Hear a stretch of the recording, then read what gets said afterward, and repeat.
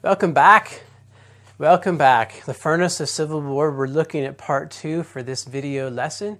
We're going to talk today about the Emancipation Proclamation, because over the last few lessons, we've talked about whether or not the Civil War was about slavery or about states' rights.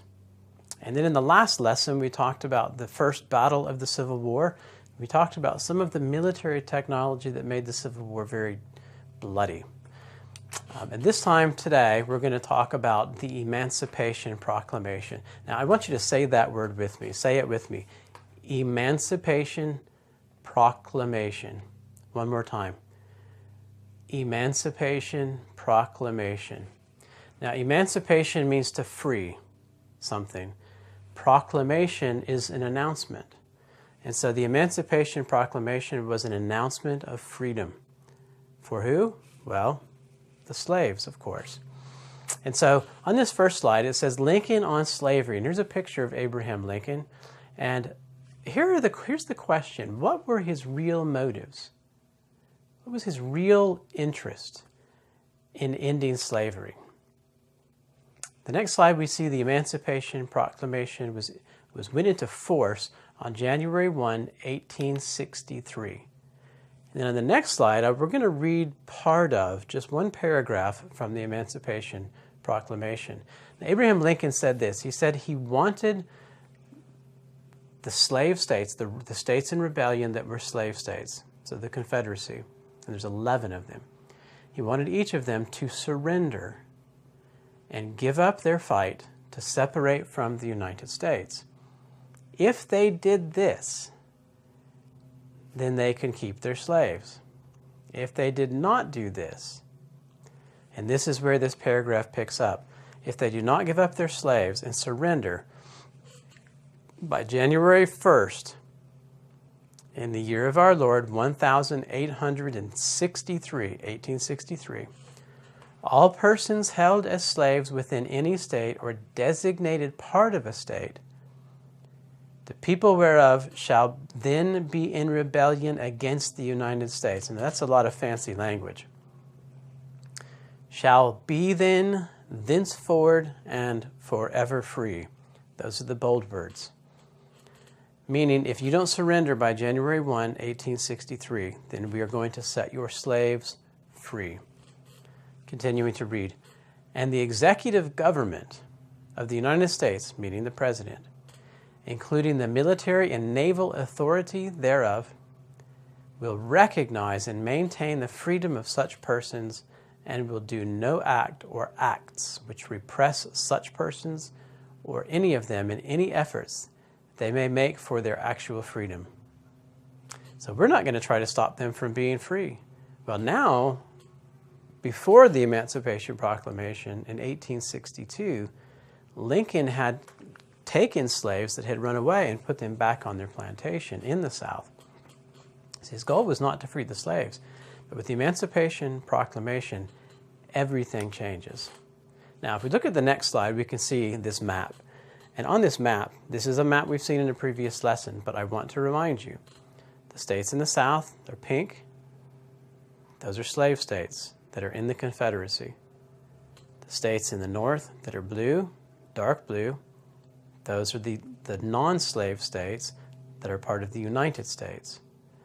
The light blue states, these are states that are fighting with the United States, but they have slaves. There's about 450,000 slaves in these 5 states: Missouri, Kentucky, West Virginia, Maryland, and Delaware.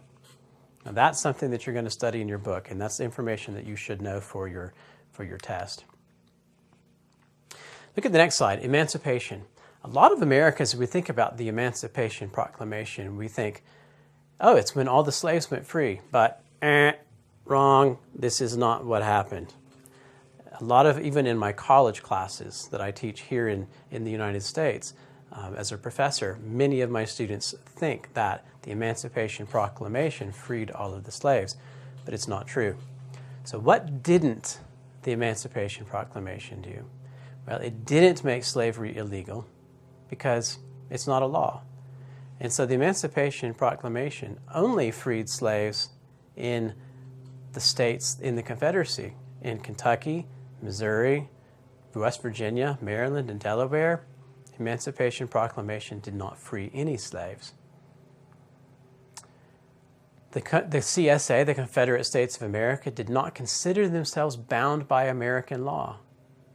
And so actually, slaves don't go free. Abraham Lincoln says slaves can go free. It would be like the United States telling Canada to do something. Canada's a different country. Canada does not have to do anything the United States says.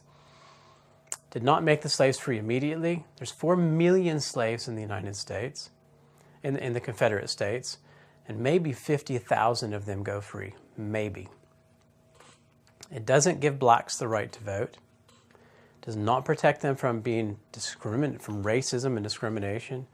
It gives them no rights other than their freedom. But even most of them didn't receive their freedom. So this was a really complicated announcement that Lincoln gave, and it was really something that was more about saying, for me now, this is about slavery. It wasn't actually intended to make the slaves go free. The idea Lincoln had was that if all of the slaves are working in the cotton fields and tobacco fields, and if they run away, then the soldiers that are fighting will have to go home and work in the cotton fields and the tobacco fields. But what did it do? The Emancipation Proclamation allowed the United States to begin recruiting free blacks and freed slaves or runaway slaves into the Army. 180,000 blacks eventually served in the Army and Navy in the United States. And Lincoln, of course, hoped that this will shorten the war, and it made the war about slavery, but actually it didn't free very many slaves. So looking at the next slide, why would Lincoln do this? Why would he do this? Well, one, for moral reasons. Purely because he believed the slaves should go free. He did not agree with slavery. He thought it was a bad thing. So perhaps there's moral reasons there. For military reasons. Because if the slaves rebel and if the slaves run away, then someone has to come back from the battlefield and stop being a soldier and come put the slave rebellion down, which means that the United States Army can then take over the South. And so there was a military reason as well. And for political reasons, Lincoln was reelected in 1864.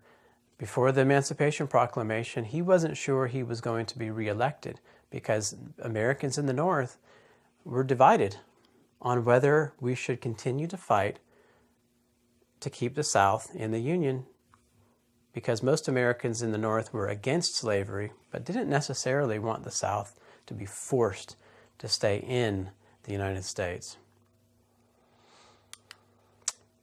And so that's our lesson for today, the Emancipation Proclamation, a very important document, and it should be in the back of your textbook, and you'll study the Emancipation Proclamation more throughout this lesson on the Top Up platform.